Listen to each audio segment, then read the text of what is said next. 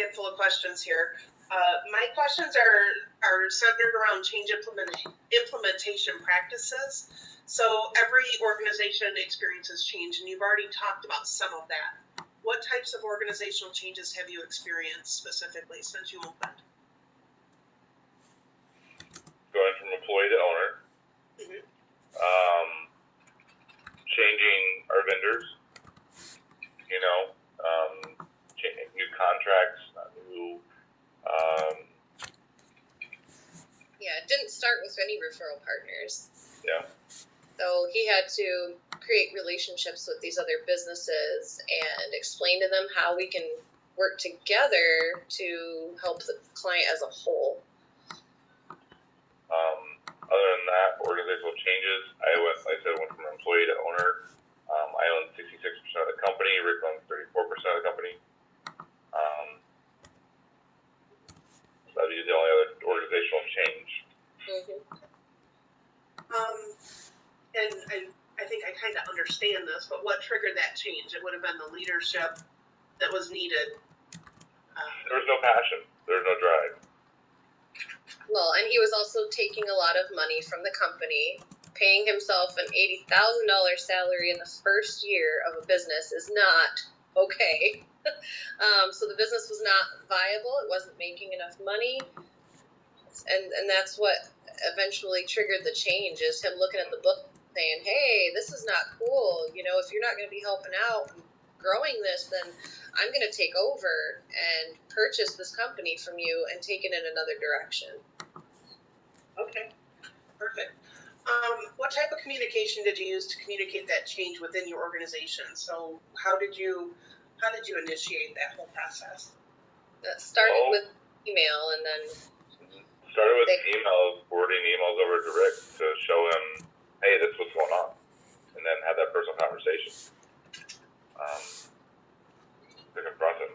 It was. You guys went out to dinner, I believe, and had a talk. Okay.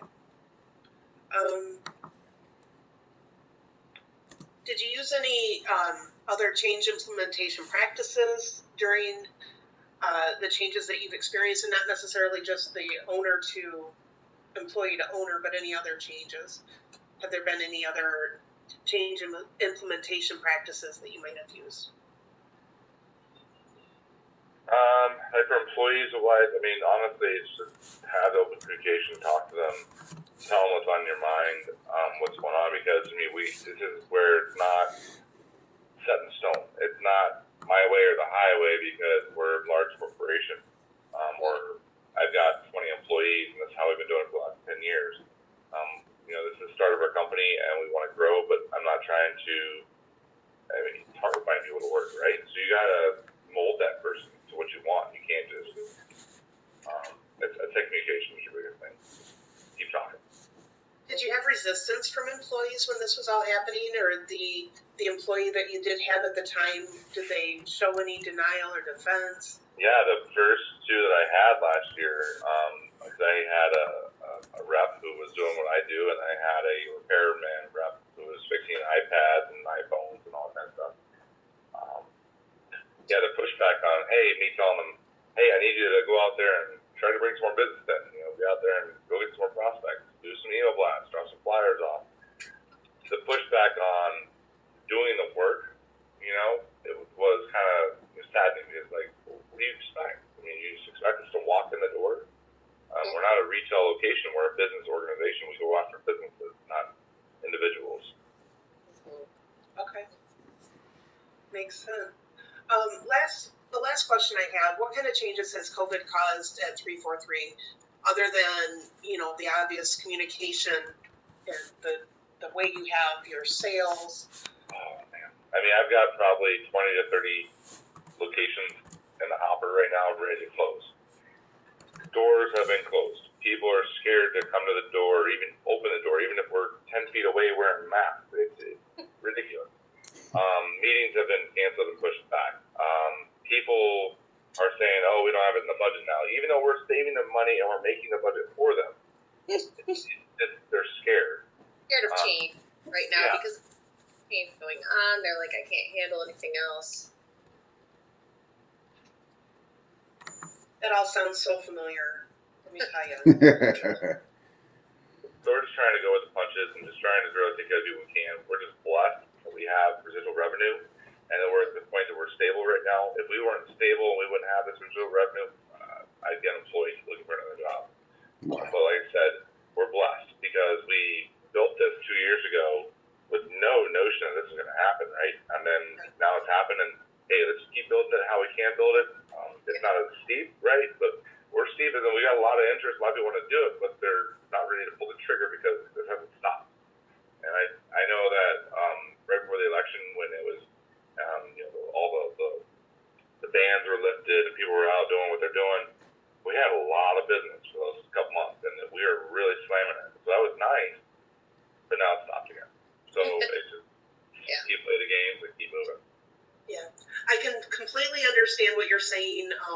My husband and I also own a restaurant in Horton, and right before the shutdown and the election and stuff, things were gangbusters. We were killing it, finally becoming profitable, and then shut down again, and boom, nothing. Yeah.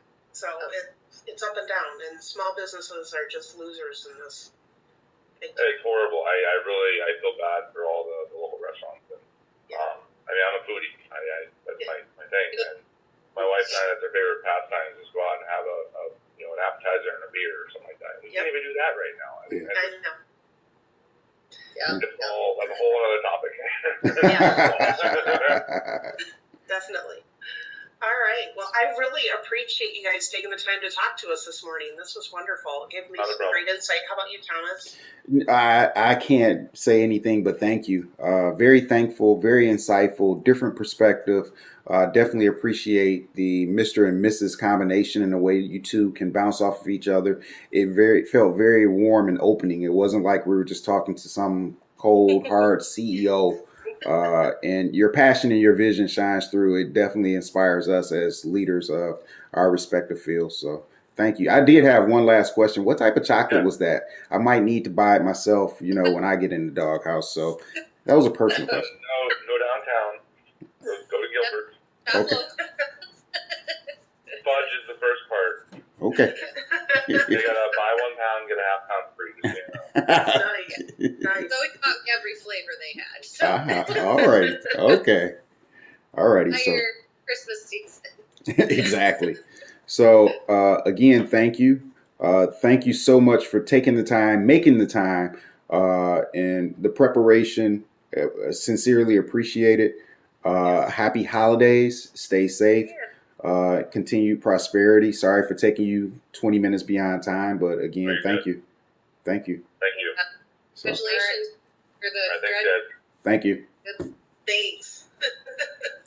You guys have a great holiday. All right, you too. Bye-bye. Bye.